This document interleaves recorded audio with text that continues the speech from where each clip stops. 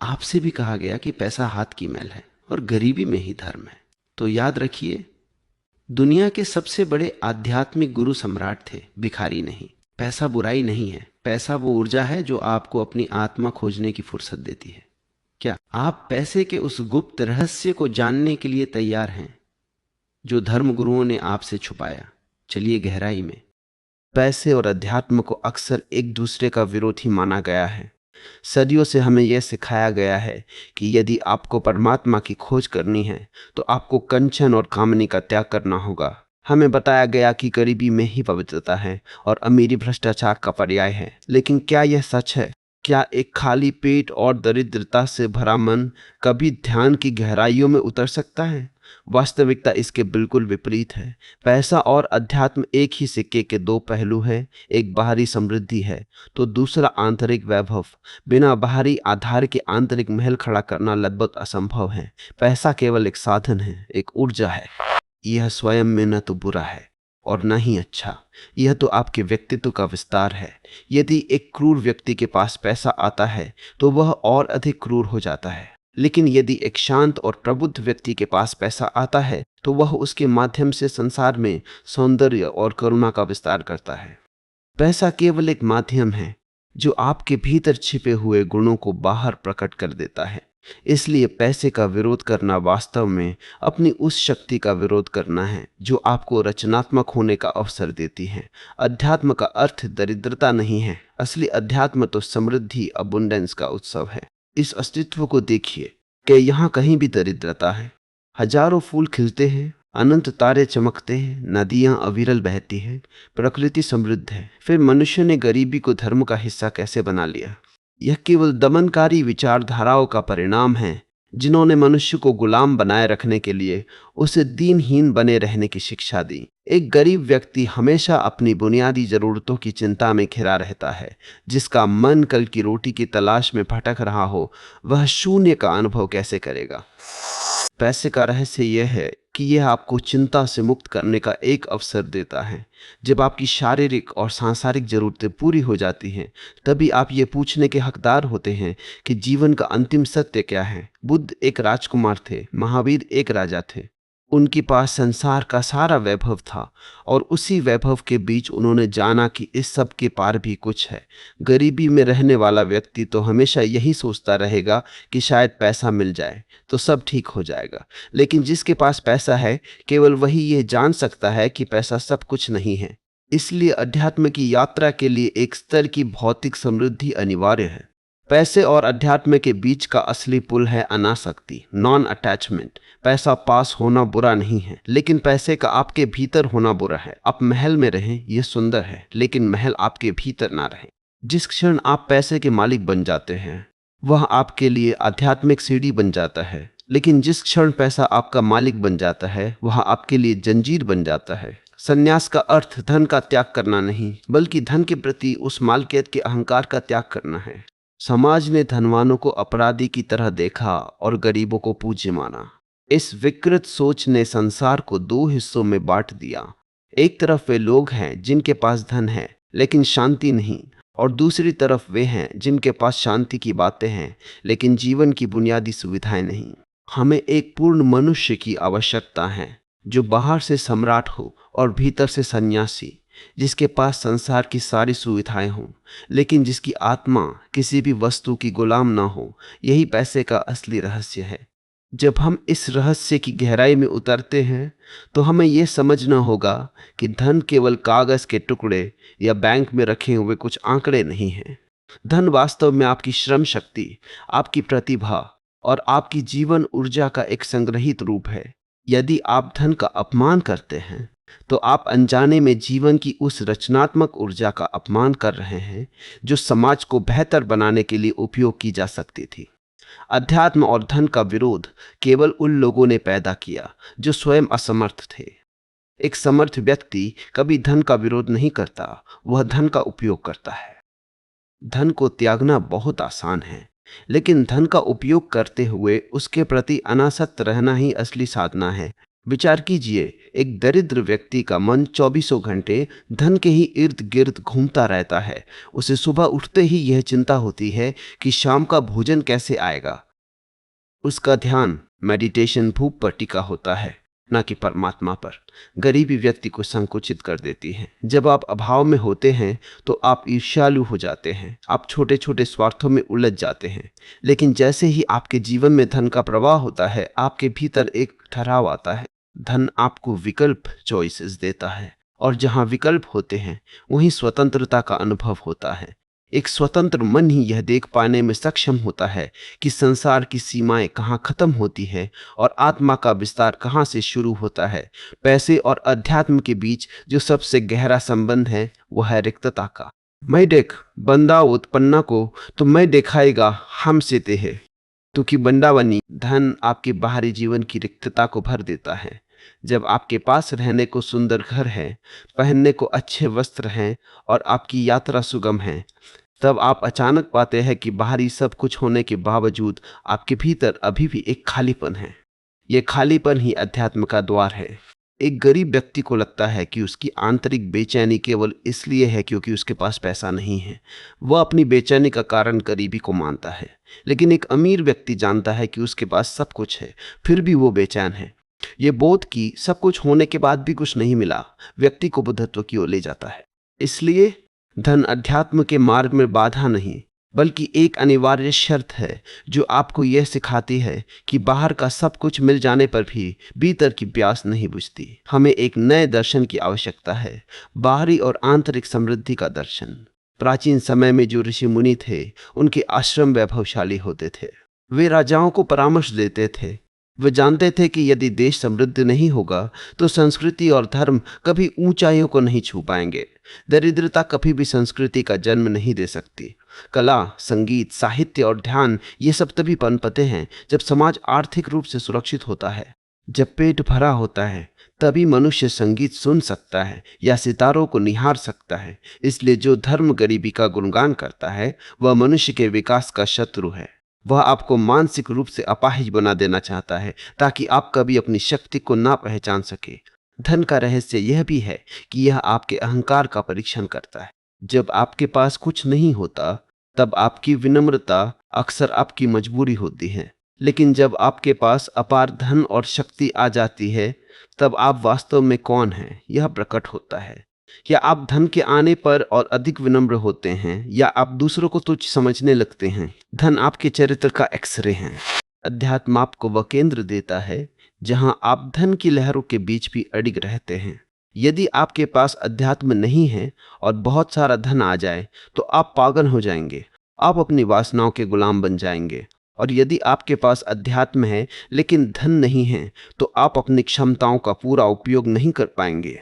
हमें यह समझना होगा कि पवित्रता किसी वस्तु में नहीं होती, वह आपके भाव में होती है। यदि आप ईमानदारी से अपनी रचनात्मकता से धन कमा रहे हैं तो वह धन उतना ही पवित्र है जितना कि कोई मंत्र। धन कमाना एक कला है और धन को सही दिशा में प्रवाहित करना एक विज्ञान है।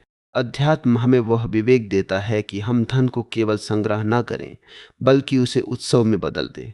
संग्रह होर्डिंग बीमारी है, प्रवाह फ्लो जीवन है। जैसे रक्त का शरीर में संचार अनिवार्य है, वैसे ही धन का समाज में संचार अनिवार्य है। जब धन फैल जाता है तो वह समाज में सड़ान पैदा करता है, लेकिन जब वह एक सन्यासी की चेतना से होकर गुजरता है तो वह कल्याण का मार्ग प्रशस्त करता है। पैसे के साथ जो शक्ति आती है वह आपको अपने कर्मों के प्रति अधिक जिम्मेदार बनाती है। एक गरीब व्यक्ति समाज को उतना प्रभावित नहीं कर सकता जितना एक समृद्ध व्यक्ति। यदि आपके पास चेतना है और साथ में धन भी है तो आप हजारों लोगों के जीवन में रूपांतरण ला सकते हैं। आप स्कूल खोल सकते हैं, आप ध्यान केंद्र बना सकते हैं, आप पर्यावरण की रक्षा कर सकते हैं। धन आपकी करुणा को हाथ और पैर देता है। बिना धन के करुणा केवल एक विचार बनकर रह जाती है। इसलिए अध्यात्म आपको करुणा सिखाता है और धन उस करुणा को यथार्थ में बदलने का साधन प्रदान करता है। हमें अपने मन से वो अपराध बोध, गिल्ट निकाल देना चाहिए कि धन कमाना कुछ गलत है। ये अपराध बोध ही है जो व्यक्ति को दोहरे व्यक्तित्व, स्प्लिट पर्सनालिटी में जीने पर मजबूर करता है। बाहर से वह धन के पीछे भागता है और भीतर से उसे बुरा कहता रहता है। इस द्वंद्व में शांति कभी नहीं मिल सकती। जिस दिन आप धन को परमात्मा की एक ऊर्जा के रूप में स्वीकार कर लेंगे, उसी दिन आपकी दौड़ समाप्त हो जाएगी। तब आप धन के पीछे नहीं भागेंगे, बल्कि धन सहजता से आपकी ओर खिंचा चला आएगा। क्योंकि धन भी एक ऊर्जा है और वह उन्हीं के पास जाना चाहती है जो उसका सम्मान करते हैं और जो उसका सही उपयोग करना जानते हैं। असली सीक्रेट ऑफ मनी यही है कि इसे कभी भी अंत एंड न माने, इसे हमेशा एक साधन मीन्स माने। जैसे ही आप धन को अपना लक्ष्य बना लेते हैं, आप अध्यात्म से दूर हो जाते हैं। और जैसे ही आप धन को एक खेल की तरह, एक यात्रा के साधन की तरह देखते हैं, आप मुक्त हो जाते हैं। एक सन्यासी वह है जो संसार के बाजार में खड़ा है, जिसके हाथ में धन की थैलियां भी हो सकती हैं, लेकिन जिसकी नजरें उस शाश्वत सत्य पर टिकी हैं जो कभी नहीं बदलता। वह जानता है कि आज धन है, कल नहीं होगा, लेकिन उसकी आंतरिक शांति धन पर निर्भर नहीं है। जब हम धन और अध्यात्म के इस अंतर संबंध को और गहराई से देखते हैं, तो हमें उस सबसे बड़े डर का सामना करना पड़ता है जो मनुष्य को धन के प्रति पागल बनाए रखता है, और वह डर है असुरक्षा। मनुष्य का मन हमेशा भविष्य के लिए एक सुरक्षा कवच बनाना चाहता है। हम धन को इसलिए इकट्ठा करते हैं क्योंकि हमें लगता है कि यह हमें बुढ़ापे से, बीमारी से और मृत्यु के भय से बचा लेगा। लेकिन यही अध्यात्म की भूमिका शुरू होती है। अध्यात्म हमें यह समझाता है कि दुनिया का कोई भी धन आपको अनिश्चितता से नहीं बचा सकता। जीवन का स्वभाव ही अनिश्चित होना है। आप करोड़ों का बीमा करा सकते हैं, लेकिन आप एक पल के जीवन की गारंटी नहीं खरीद सकते। पैसे का असली रहस्य यह है कि यह केवल आपकी शारीरिक और सामाजिक जरूरतों को पूरा कर सकता है, लेकिन आपकी अस्तित्वगत एक्सिस्टेंशियल सुरक्षा कभी नहीं कर सकता। जो व्यक्ति धन को अपनी ढाल बना लेता है, वह धीरे धीरे कायर होने लगता है। वह हर कदम फूंक फूंक कर रखता है। वह जोखिम लेने से डरता है। अध्यात्म आपको वह अभय प्रदान करता है जहां आप यह जान लेते हैं कि जीवन का असली धन तो आपकी जागरूकता है। यदि आपके पास करोड़ों रुपए हैं लेकिन आप होश में नहीं हैं, तो आप एक गरीब सम्राट हैं। लेकिन यदि आपके पास कुछ भी नहीं है और आप अपने केंद्र पर स्थिर हैं, तो आप एक समृद्ध भिखारी हैं। हमें उस पाखंड को भी समझना होगा जो धर्मों ने गरीबी के इर्द गिर्द बुना है। सदियों तक यह सिखाया गया कि गरीब भगवान के प्यारे होते हैं। ये केवल उन लोगों को शांत रखने का एक तरीका था जिनके पास कुछ नहीं था। सच तो यह है कि गरीबी कभी भी गरिमापूर्ण नहीं हो सकती। अभाव में मनुष्य का नैतिक पतन होता है। जब भूख पेट में आग लगाती है, तो चोरी, झूठ और फरेब पैदा होते हैं। इसलिए यदि हमें एक आध्यात्मिक समाज बनाना है, तो सबसे पहले हमें एक समृद्ध समाज बनाना होगा। एक समृद्ध समाज ही ध्यान, मेडिटेशन के बारे में सोच सकता है। जब तक शरीर की भूख शांत नहीं होती, तब तक आत्मा की प्यास महसूस ही नहीं होती। पैसे और अध्यात्म के मिलन का अर्थ है समग्र जीवन, जिसे हम जोरबा द बुद्धा कह सकते हैं। एक ऐसा मनुष्य जो संसार के सभी सुखों का आनंद लेता है, जो बेहतरीन भोजन करता है, जो सुंदर वस्त्र पहनता है और जो उसी सहजता से ध्यान में भी उतर जाता है। वह विभाजित नहीं है। वह यह नहीं कहता कि यह संसार बुरा है और वह परमात्मा अच्छा है। उसके लिए संसार और परमात्मा एक ही ऊर्जा के दो रूप है। धन उसी परमात्मा की बाहरी अभिव्यक्ति है और ध्यान उसकी आंतरिक गहराई। जब आप इन दोनों को मिला देते हैं, तभी आप एक पूर्ण मनुष्य बनते हैं। विचार कीजिए, धन आपको समय, टाइम खरीद कर देता है। एक गरीब व्यक्ति को अपनी रोटी कमाने के लिए 12-12 घंटे मजदूरी करनी पड़ती है। उसके पास खुद को जानने के लिए समय कहाँ है? वो थक कर चूर हो जाता है और सो जाता है। लेकिन धन आपको वह अवकाश, लेशर प्रदान करता है जहां आप बैठकर खुद से सवाल कर सके, आप संगीत सीख सके, आप मौन में बैठ सके, आप प्रकृति को निहार सके। धन का सबसे बड़ा आध्यात्मिक उपयोग यही है कि वह आपको अपनी उत्तरजीविता, सर्वाइवल की चिंताओं से मुक्त करके जीवन, लिविंग की ओर ले जाता है। यदि धन आने के बाद भी आप और अधिक व्यस्त हो गए हैं, तो समझ लेना कि आपने धन का सही उपयोग नहीं सीखा। आपने केवल अपनी जंजीरें बदल ली है। धन का एक और रहस्य यह है कि यह आपको अकेला कर देता है। जब आपके पास बहुत पैसा आता है, तो धीरे धीरे आप देखते हैं कि रिश्ते, दोस्ती और सामाजिक मान सम्मान अक्सर आपके पद और पैसे से जुड़े हैं। यह एक बहुत कड़वा लेकिन आध्यात्मिक अनुभव होता है। यह आपको यह एहसास दिलाता है कि इस दुनिया में आप अंततः अकेले हैं। जो लोग आपके पैसे के कारण आपके पास है, वे आपके साथ नहीं हैं। यह बोध आपको अपनी आंतरिक यात्रा की ओर मुड़ने के लिए मजबूर करता है। धन आपको संसार की निरर्थकता दिखाने का सबसे तेज माध्यम है। एक गरीब व्यक्ति हमेशा उम्मीद में जीता है कि कभी तो पैसा आएगा और सब बदल जाएगा, लेकिन एक अमीर व्यक्ति उस उम्मीद के पार देख चुका होता है। वह जानता है कि बाहर सब कुछ बदलने के बाद भी भीतर कुछ नहीं बदला। हमें पैसे को चेतना के विस्तार का साधन बनाना चाहिए। आज की दुनिया में यदि हमें शांति फैलानी है, यदि हमें मानवता को बचाना है, तो हमें संसाधनों की आवश्यकता होगी। अध्यात्म का अर्थ यह नहीं है कि हम अपनी आंखें बंद करके गुफाओं में बैठ जाएं। असली अध्यात्म तो वो है जो संसार की समस्याओं का समाधान करने के लिए सक्रिय हो, और समाधान के लिए धन अनिवार्य है।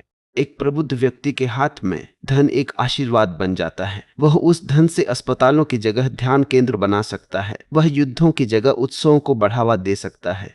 धन एक ऐसी ऊर्जा है जो आपके इरादे को साकार रूप देती है। धन और अध्यात्म का विरोध केवल तब तक है जब तक हम अहंकार के तल पर जीते हैं। जब हम ये कहते हैं कि यह मेरा धन है, तो संघर्ष शुरू होता है। लेकिन जब हम ये समझ लेते हैं कि मैं केवल एक ट्रस्टी हूँ, यह धन अस्तित्व का है और मुझे इसका सही उपयोग करने का अवसर मिला है, तो सारा तनाव समाप्त हो जाता है। ट्रस्टीशिप का भाव ही धन और अध्यात्म को जोड़ने वाला एकमात्र सूत्र है। आप धन का आनंद तो लेते हैं, लेकिन आप उसे पकड़ कर नहीं बैठते। आप उसे बहने देते हैं। बहता हुआ पानी साफ रहता है, रुका हुआ पानी सड़ जाता है। वैसे ही बहता हुआ धन समाज को जीवन देता है, और रुका हुआ धन केवल अहंकार को बढ़ाता है। पैसे का रहस्य ये भी है कि यह आपको आपके असली रूप से परिचित कराता है। जब आप गरीब होते हैं तो आप बहुत विनम्र और धार्मिक दिख सकते हैं, क्योंकि आपके पास विकल्प नहीं है। लेकिन जैसे ही पैसा आता है, आपका असली स्वभाव, चाहे वो कामुकता हो, क्रोध हो या अहंकार, पूरी तीव्रता से बाहर आता है। धन आपको बिगाड़ता नहीं है, वो सिर्फ आपको प्रकट कर देता है।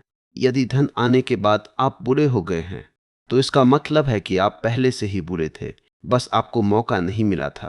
अध्यात्म आपको धन आने से पहले वो संतुलन देता है, ताकि जब आपके पास शक्ति आए तो आप उसे संभाल सके।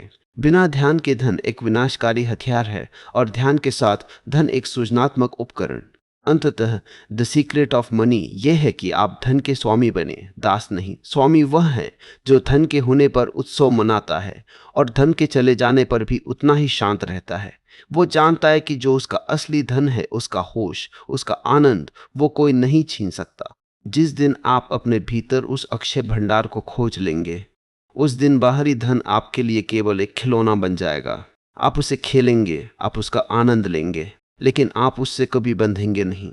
जब हम धन और अध्यात्म के इस महासंवाद के अंतिम छोर पर पहुंचते हैं, तो हमें उस परम सत्य का बोध होता है जिसे दुनिया के तमाम सम्राटों ने अपनी मृत्यु की शैया पर अनुभव किया। वह सत्य यह है कि संसार का समस्त धन केवल सुविधा दे सकता है, सार्थकता नहीं। आप सबसे महंगी दवा खरीद सकते हैं, लेकिन स्वास्थ्य नहीं। आप सबसे बड़ा पद खरीद सकते हैं, लेकिन सम्मान नहीं।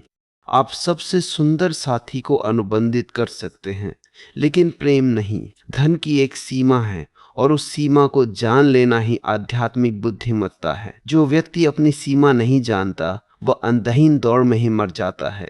विचार कीजिए, जिसे हम अमीरी कहते हैं, वह अक्सर केवल एक तुलनात्मक स्थिति होती है। आपके पास पड़ोसी से ज्यादा है, इसलिए आप खुद को अमीर समझते हैं।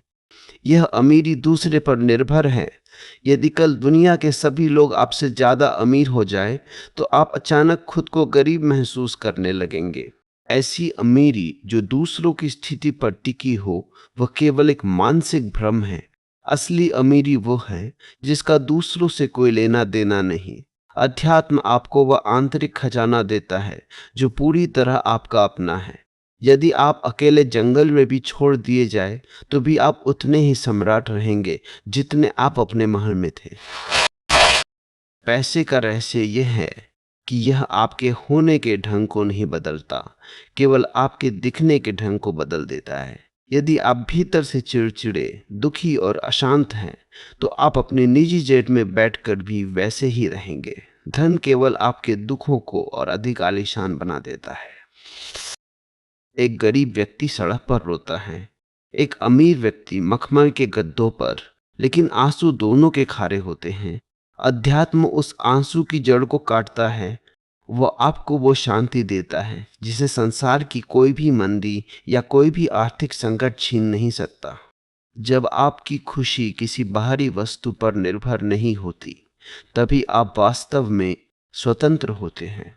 हमें उस ट्रस्टीशिप के सिद्धांत को जीवन में उतारना होगा।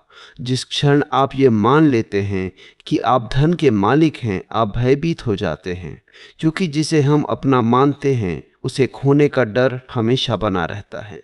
लेकिन जिस क्षण आप यह जान लेते हैं कि मैं केवल एक माली हूं, यह बगीचा अस्तित्व का है, उसी क्षण सारा बोझ उतर जाता है। आप धन का उपयोग करते हैं, उसका आनंद लेते हैं, लेकिन आप उससे बंधते नहीं। आप जानते हैं कि आप खाली हाथ आए थे और खाली हाथ ही जाएंगे। इस बीच जो कुछ भी मिला है वो केवल इस यात्रा को सुगम बनाने के लिए है। यह अनासक्ति ही वह रसायन है जो जहर को अमृत में बदल देती है। अध्यात्म हमें सिखाता है कि धन को पकड़ना नहीं, उसे प्रवाहित करना सीखना चाहिए। जैसे एक तालाब का पानी अगर रुक जाए तो वह सड़ने लगता है, वैसे ही धन अगर एक जगह जमा हो जाए तो वह ईर्ष्या, संघर्ष और अहंकार पैदा करता है। लेकिन जब वही धन जन कल्याण के लिए, रचनात्मकता के लिए और मानवता के उत्थान के लिए बहता है तो वह जीवनदायी बन जाता है। असली आध्यात्मिक व्यक्ति वह नहीं है जो झोपड़ी में रहता है, बल्कि वह है जो महलों में रहकर भी इस बात के लिए तैयार है कि अगर कल महल ना रहे तो उसे कोई फर्क नहीं पड़ेगा। उसकी शांति धन के आने या जाने पर निर्भर नहीं है। पैसे का रहस्य यह भी है कि यह आपको मृत्यु की वास्तविकता के करीब लाता है। एक गरीब व्यक्ति को लगता है कि उसकी जिंदगी इसलिए अधूरी रह गई क्योंकि उसके पास साधन नहीं थे।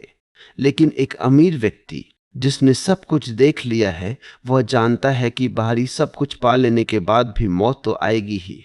यह बोध कि धन मुझे मृत्यु से नहीं बचा सकता, उसे आंतरिक खोज के लिए मजबूर करता है। इसलिए धन अक्सर संन्यास का प्रवेश द्वार बन जाता है। जब आप देख लेते हैं कि संसार की सबसे कीमती चीज भी आपको वह पूर्णता नहीं दे सकी जिसकी आपको तलाश थी, तब आप उस दिशा में मुड़ते हैं जहां होना, बीइंग ही एकमात्र धन है। हमें अपने जीवन में सादगी और वैभव का एक अनूठा संगम बनाना होगा। सादगी का अर्थ दरिद्रता नहीं है, सादगी का अर्थ है स्पष्टता।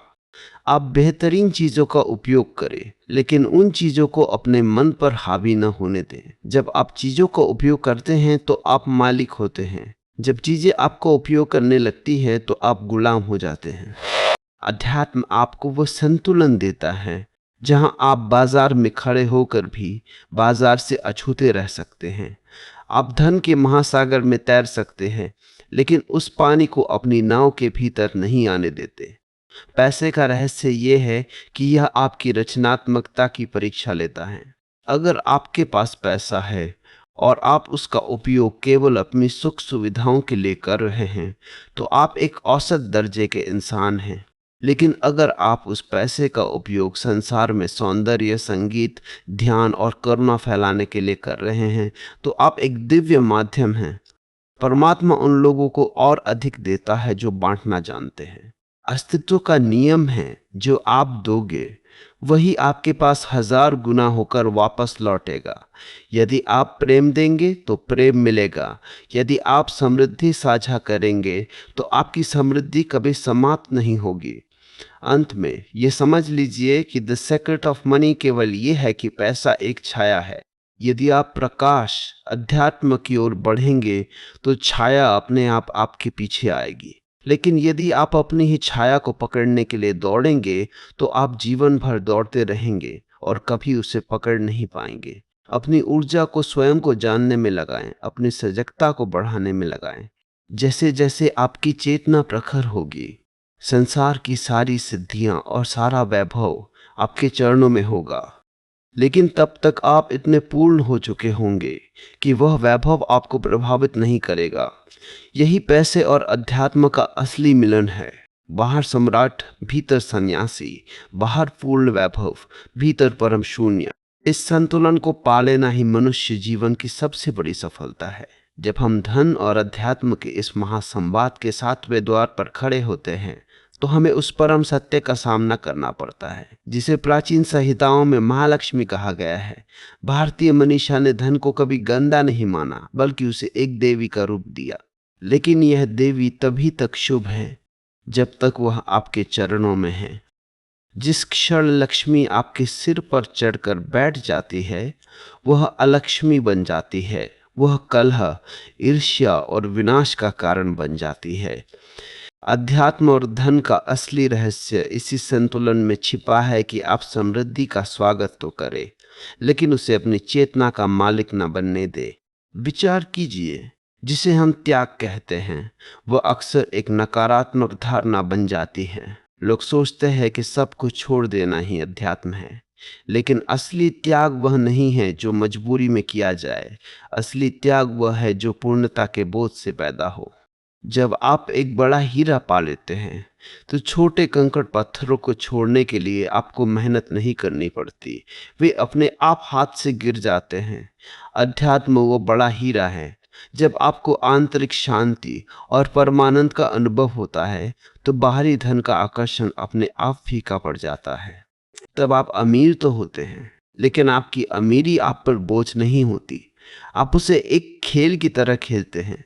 पैसे का एक बहुत गहरा रहस्य ये है कि यह आपके समय की गुणवत्ता को बदल देता है। संसार में दो तरह के लोग हैं, एक वे जो समय बेचकर धन कमाते हैं और दूसरे वे जो धन खर्च करके समय खरीदते हैं। जो समय बेचकर धन कमाता है वह हमेशा दरिद्र रहेगा, चाहे उसके बैंक खाते में कितने ही शून्य क्यों ना हो, क्योंकि उसने अपनी सबसे कीमती संपदा अपना जीवन कागज के टुकड़ों के लिए बेच दिया।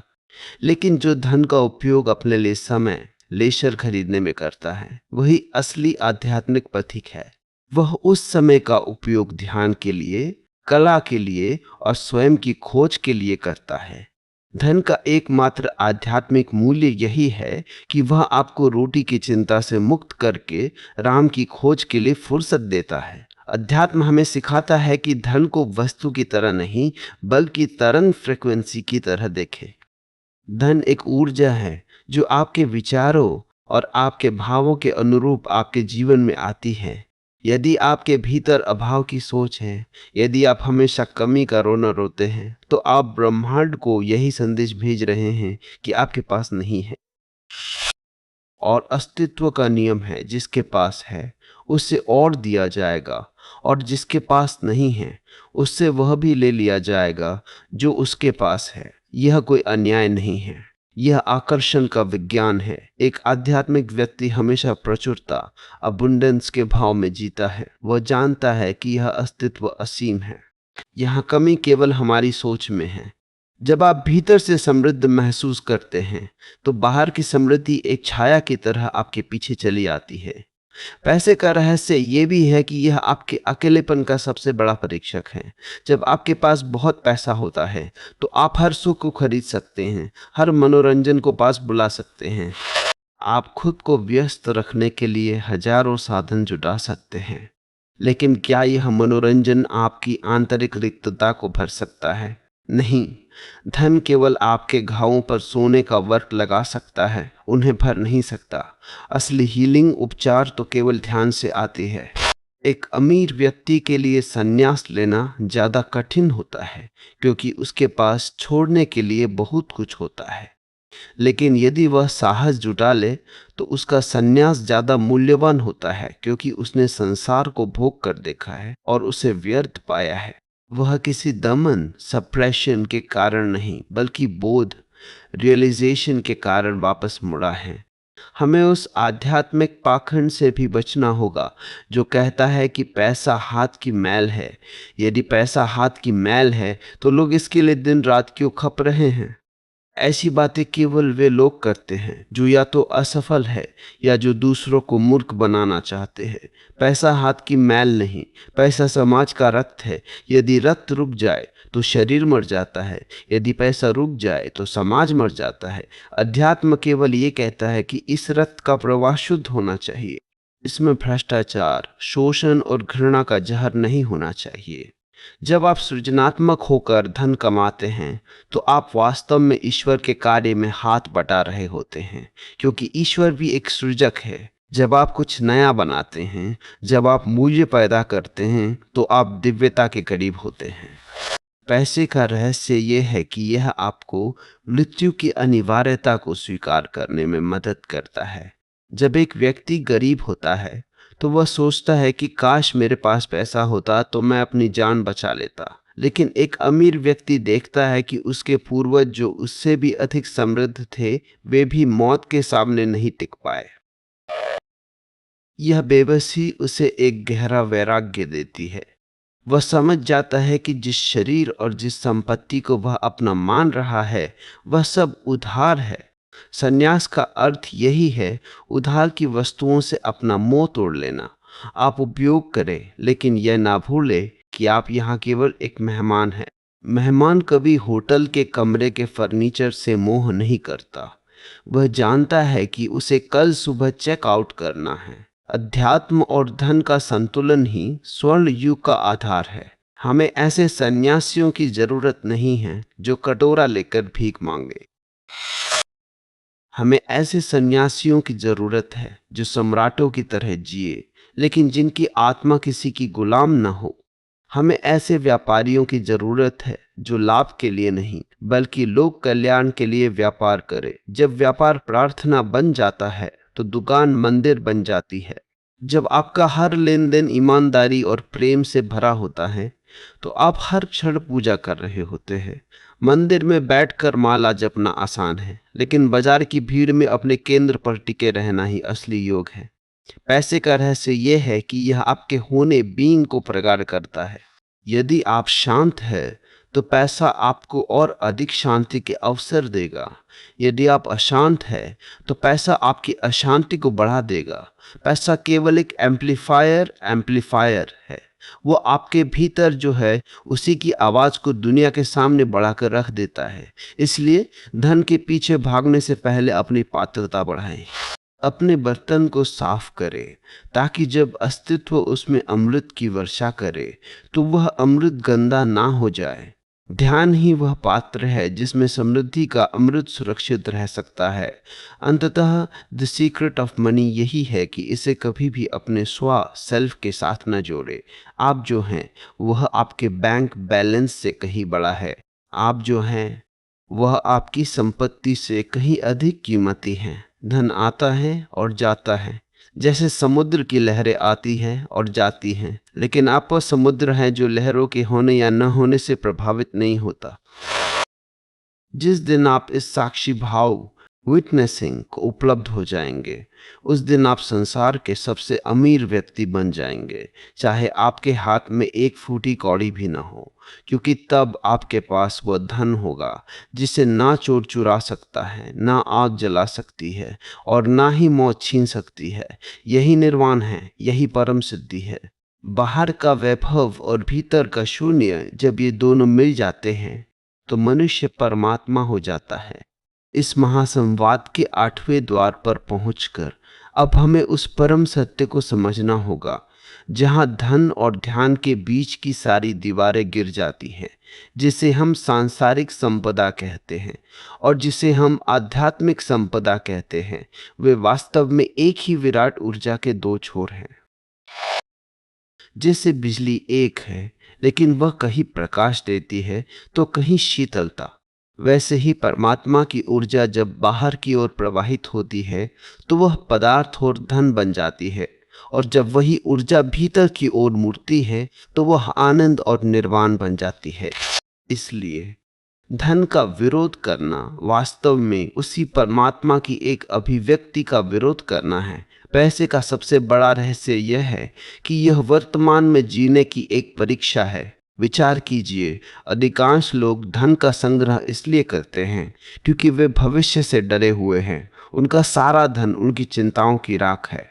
लेकिन एक आध्यात्मिक व्यक्ति के लिए धन का अर्थ है उत्सव का साधन।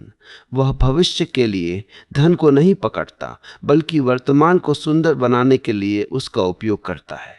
अध्यात्म आपको वह साहस देता है कि आप अपनी संपदा को केवल तिजोरियों में बंद न रखें, बल्कि उसे जीवन के सौंदर्य में रूपांतरित कर दे।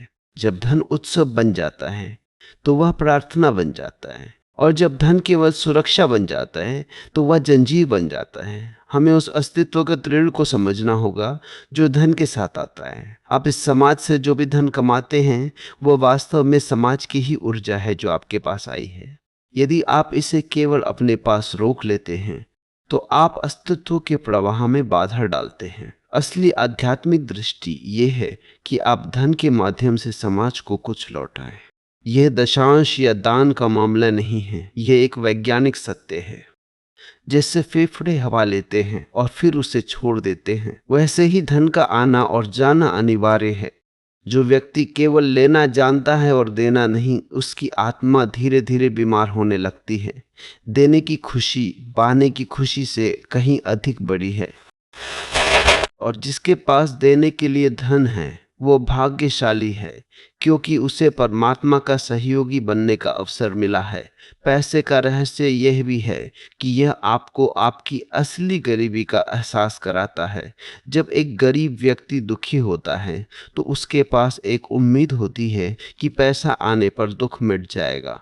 लेकिन एक अमीर व्यक्ति जो सब कुछ पा चुका है, फिर भी जब वह पाता है कि उसके भीतर का खालीपन जिसका तस है, तब वह अपनी उस गरीबी को देख पाता है जिसे संसार का कोई धन नहीं भर सकता। यह आंतरिक दरिद्रता ही वास्तव में मनुष्य को अध्यात्म की ओर धकेलती है। इसलिए धन अध्यात्म का शत्रु नहीं, बल्कि वह मित्र है जो आपको संसार की सीमाओं तक ले जाकर कहता है, देखो यहां सब कुछ पा लिया, अब यहां से आगे का रास्ता केवल भीतर की ओर जाता है। हमें समृद्धि की मानसिकता, अबुंडेंस माइंडसेट को विकसित करना होगा। अध्यात्म का अर्थ मन को संकुचित करना नहीं, बल्कि उसे विराट बनाना है।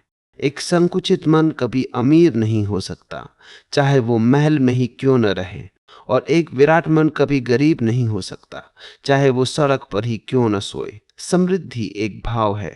जब आप सुबह उठकर उगते सूरज को देखकर धन्य महसूस करते हैं, जब आप बिना किसी स्वार्थ के किसी की मदद करते हैं, तब आप ब्रह्मांड की सबसे बड़ी संपदा के मालिक होते हैं। धन उस आंतरिक समृद्धि का केवल एक भौतिक प्रतिबिंब है। जिस दिन आप भीतर से सम्राट हो जाएंगे, उस दिन बाहरी परिस्थितियां अपने आप आपकी आंतरिक स्थिति के अनुकूल होने लगेंगी।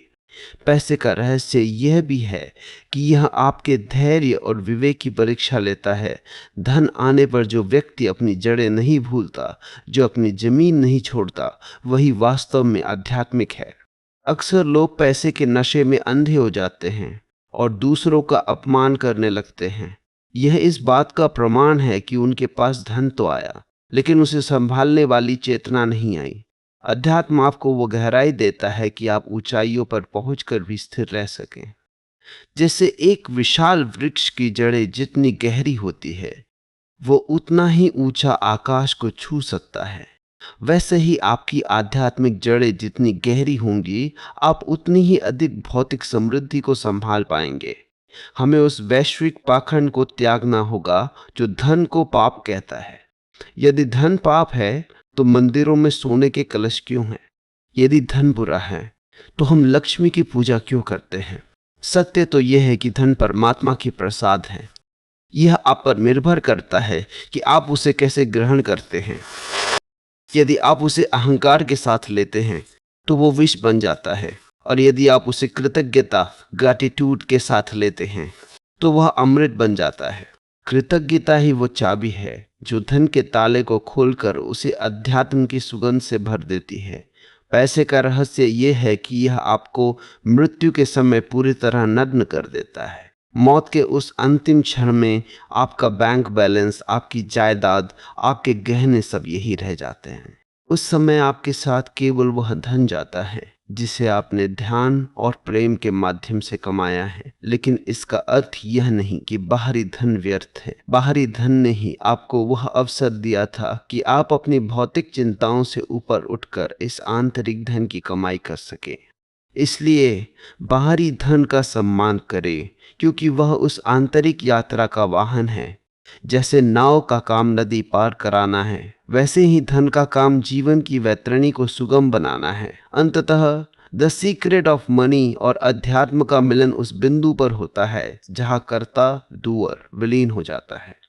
जब आप ये जान लेते हैं कि न मैं कमाने वाला हूं, न मैं भोगने वाला हूं, मैं तो केवल उस विराट अस्तित्व का एक माध्यम हूं, तब आप मुक्त हो जाते हैं। तब धन आता है तो आप नाचते हैं और धन जाता है तो आप मुस्कुराते हैं।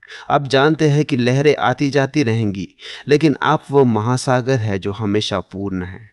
यही वह जीवन है जिसे जीने के लिए हमें यहाँ भेजा गया है, बाहर से पूरी तरह समृद्ध और भीतर से पूरी तरह शून्य। यही शिव और शक्ति का मिलन है, यही लक्ष्मी और नारायण का योग है।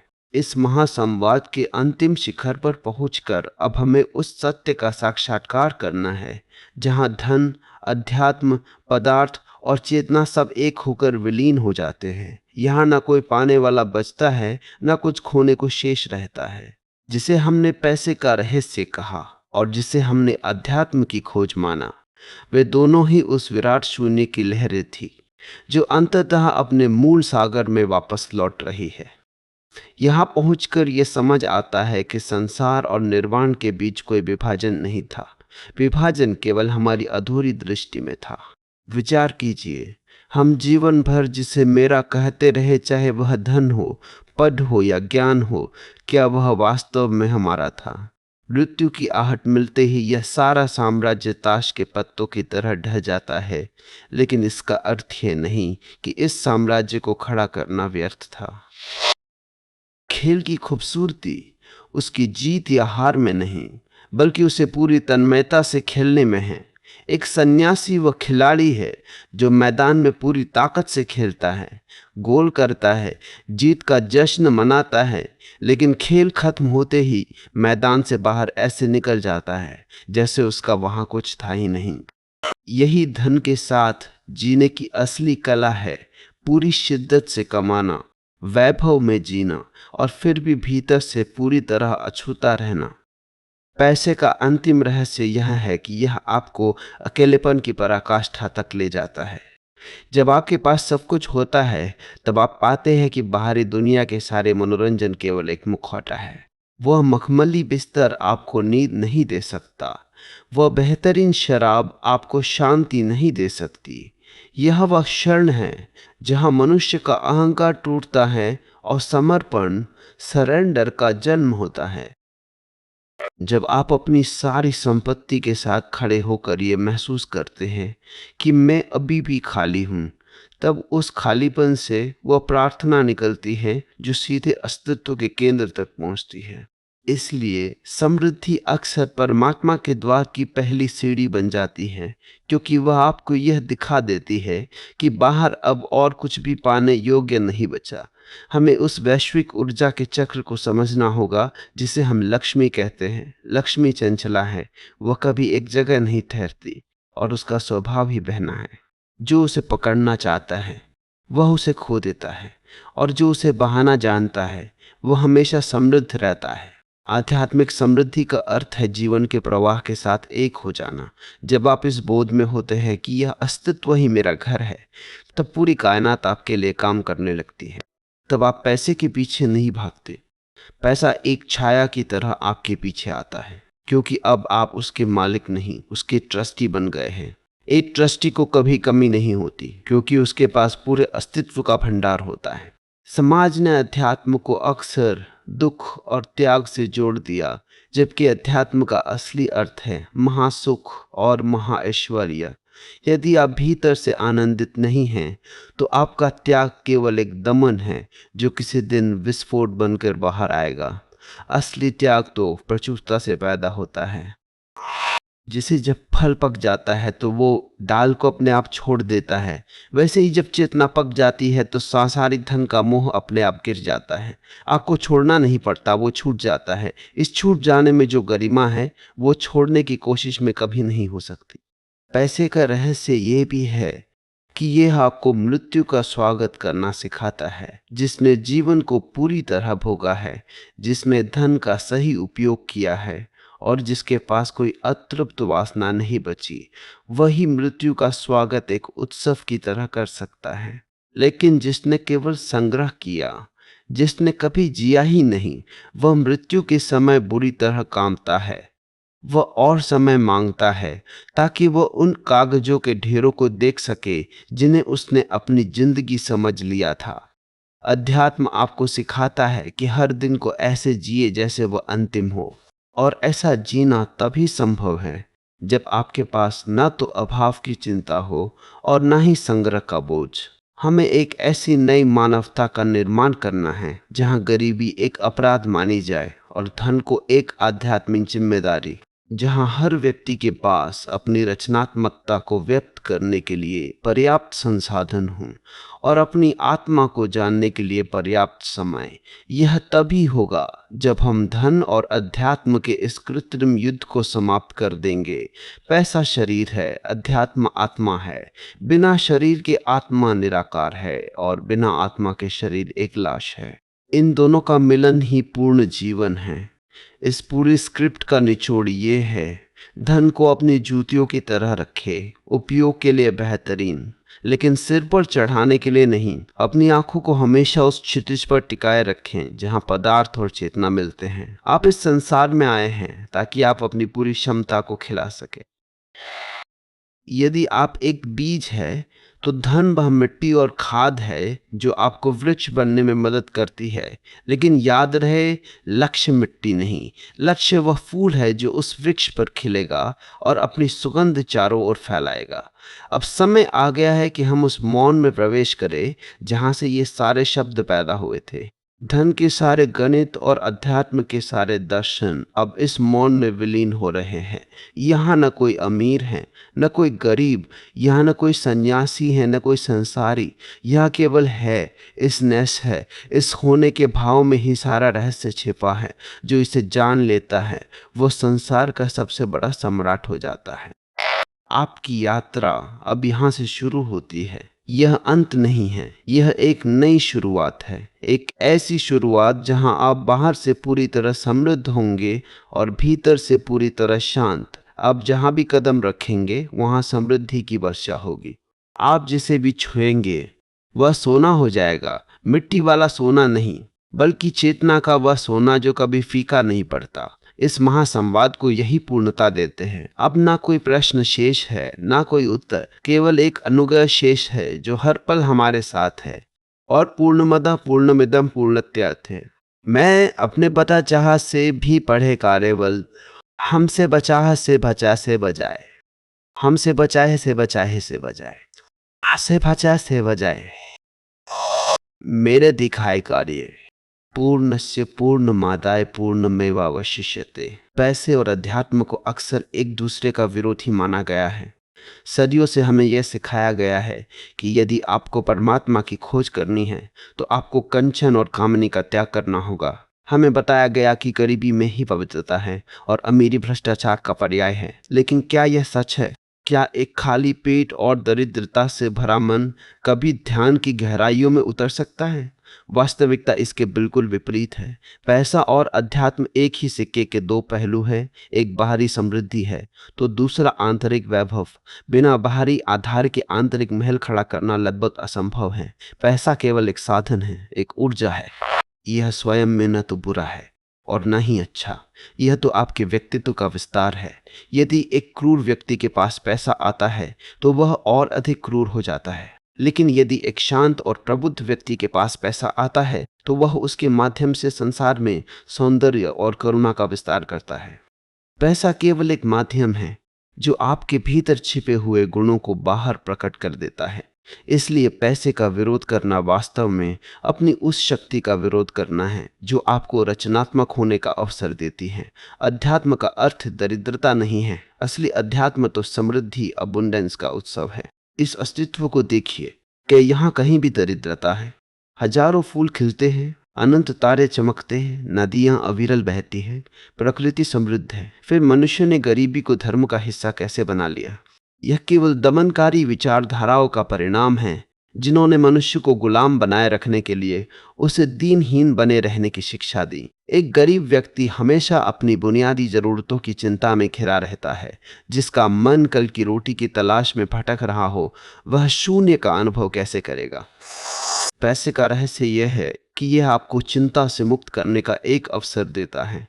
जब आपकी शारीरिक और सांसारिक जरूरतें पूरी हो जाती हैं, तभी आप ये पूछने के हकदार होते हैं कि जीवन का अंतिम सत्य क्या है। बुद्ध एक राजकुमार थे, महावीर एक राजा थे।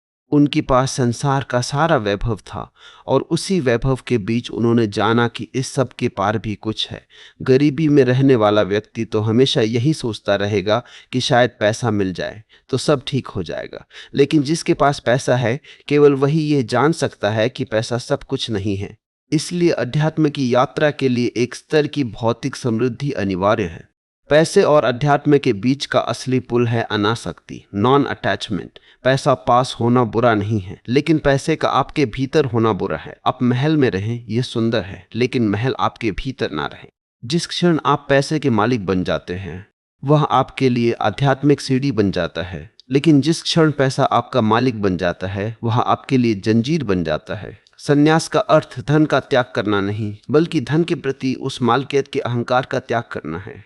समाज ने धनवानों को अपराधी की तरह देखा और गरीबों को पूज्य माना।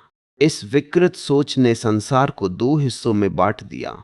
एक तरफ वे लोग हैं जिनके पास धन है लेकिन शांति नहीं, और दूसरी तरफ वे हैं जिनके पास शांति की बातें हैं लेकिन जीवन की बुनियादी सुविधाएं नहीं।